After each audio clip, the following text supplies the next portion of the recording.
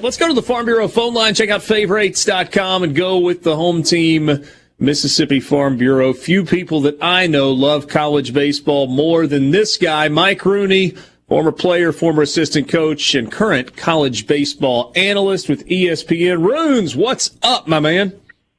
Hey, RC, how we doing? Great. I would like to start with maybe you giving us kind of a high-level overview what you saw yesterday in terms of the field of 64, anything that stood out to you? Well, I would say, because of the pandemic, an impossible job got harder, right?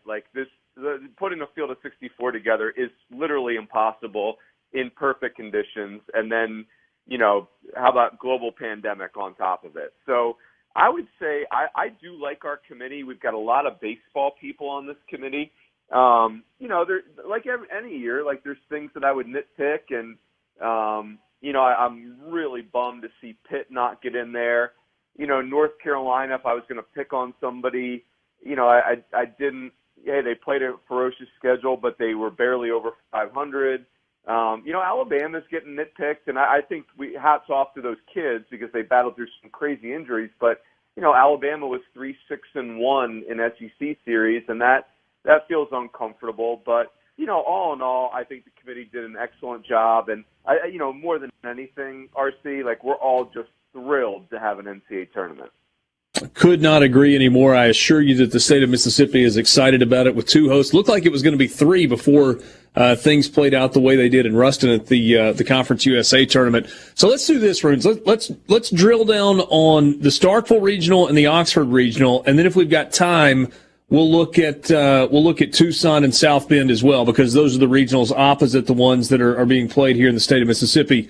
Mississippi State gets the number 7 national seed. There were some people looking at that saying, okay, do they hang on to that top 8? They're going to be on the 8 line. No, they've bounced out. They're going to be on the 9 line. Ultimately, sitting at 7, is that about the right spot, you think, for Mississippi State? I was, and okay, full disclosure, I went to Notre Dame and played at Notre Dame, but let me say it this way. I was disappointed to see the ACC champion not be a top 8 seed. That felt weird to me. But, I would say this for Mississippi State. I mean, obviously it's huge because Starkville, I tell everybody, it's like playing the Bulldogs in Starkville in a super regional is like trying to win a super regional in a haunted house. I mean, the atmosphere is just insane. And, I think Mississippi State, it's a fairly good draw. VCU is a good team who's hot. Remember, they won a regional in 2015 and they gave Miami heck in a super regional. Campbell's been to a bunch of regionals lately, so those kids will be familiar. They haven't been to a regional in Starkville, but I think Mississippi State is all about Mississippi State. Some of the things we've seen from them the last 3 weeks are really concerning, but we know that they have dominant pitching, and we know they've got Tanner Allen. I'm a little bit worried about the length of the lineup. I'm a little worried about how they handle the baseball defensively. But overall, if Mississippi State is on point and sharp, I think that's their regional to win. Do you make any I'm not asking this the right way. Is there any concern for you Mississippi State getting bounced the way they did in the SEC tournament, getting run ruled in back-to-back games, or is that just, it happened, flush it, go get ready to play postseason baseball? Well, I think by itself, RC, doesn't worry me. Why it worries me is because 2 weeks prior, they looked awful against Mizzou, who was the clear worst team in the league, right? You lose a home series to Mizzou, so, you start to put these data points together and you start thinking, okay, well, what happens if Christian McLeod has a bad outing? What happens if a team chooses to walk Tanner Allen 4 times? What happens if the left side of the infield doesn't play good catch? So you start, your mind can play tricks with you. That's what the 2 games in Hoover were off-putting for sure. What concerns you is, hey, have they, it's hard to turn it on and turn it off in baseball, and 2 of the last 3 weeks weren't very good, but they did sweep Alabama in between. So, I wouldn't say I'm overly concerned, but they're going to have to play better. There's no question. All right, Oxford Regional. Ole Miss hosting is the 12 seed. SEMO is who they will play first as a 4 seed. They've got a legit Friday guy. And then Southern Miss and Florida State. Southern Miss, a team that was probably one more win in their conference tournament from being a host. Instead, they're a 2 seed on the road. And Florida State, who at times look good. They don't seem to swing it particularly well, but they've got a bunch of arms, it appears. Yeah, I would say there's a real path to Omaha for Ole Miss here, RC, when I looked at it. It's not an easy path, but I think in many ways the non-easy path almost benefits Ole Miss because the offense is so dynamic that if they get in a regional that's really mucked up and ugly and a lot of runs, I think that's their kind of party. Now, you alluded to something that does hurt them is that, Doug Day is probably going to have to be day one because, Simu's got the Dylan Dodd kid who's really good. He's got 9 wins and 113 punch-outs. So, that is an issue. But I think the key, Southern Miss can really pitch. I question their offense.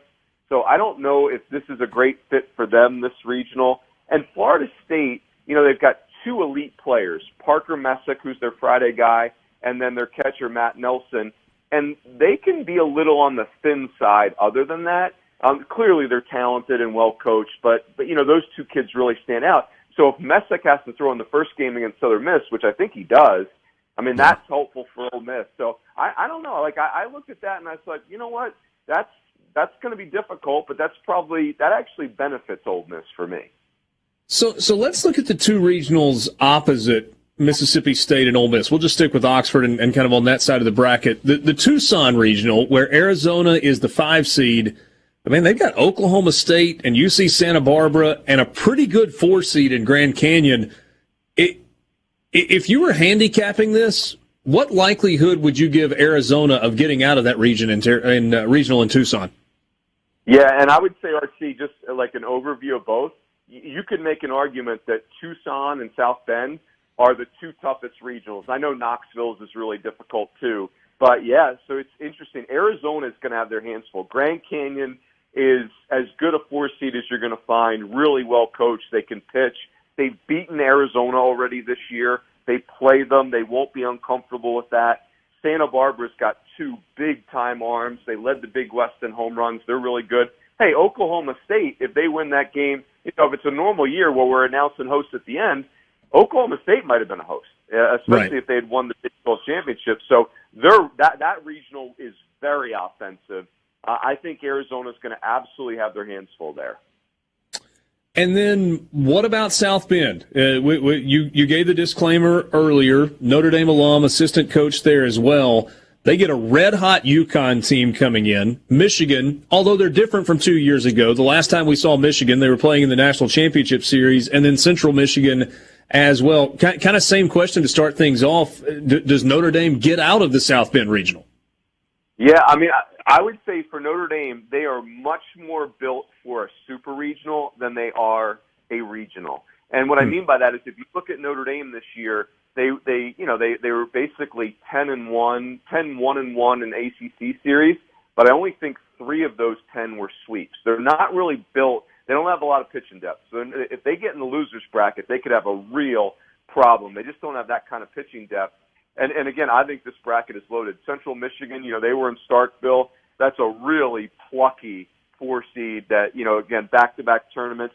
UConn, I often pick them as an Omaha sleeper when I get pinned down on that. And, same thing, old, talented. How about this, RC? UConn's been to the NCAA tournament 7 of the last 11 years. They've won a regional. They've produced big leaguers like George Springer. They're not some like Cinderella. And then Michigan, like you alluded to, it's a lot of different players, but it's not all different players. They did a really good job in the transfer portal on grad transfers, so they got a really old team as some of their kind of next core of young stars are emerging. So that's another one. The Tucson Regional and the South Bend Regional, you could see those going a million different ways. It's funny. I did the Coastal Carolina Regional a couple of years ago when UConn was there, and I walked away with just a ton of respect for Jim Penders at UConn and the job that he's done there. Last thing for you, Runes. Arkansas the 1, Texas the 2, Tennessee the 3, Vanderbilt the 4. Of those 4, least likely to end up in Omaha. 30 seconds. Oh, boy, that's tricky. I'll say Tennessee because of the draw. Texas is vulnerable, but their draw is really good. And, Florida could get upset in their own regional. Texas, I think, is going to dominate their own region. Tennessee, it's just tough draw, really tough draw. I like that team very much, but, man, they're going to really have to earn their way to Omaha. Bruins, you're the best. We'll be watching this weekend. It's squeeze play, not bases loaded. Is that right? Yeah, rebranded squeeze play. Excited. Yes, we will be whipping around, thinking out loud, getting very loopy, I'm sure. I'm sure. Can't wait to watch this weekend. Thanks, Mike. All right, man. See you.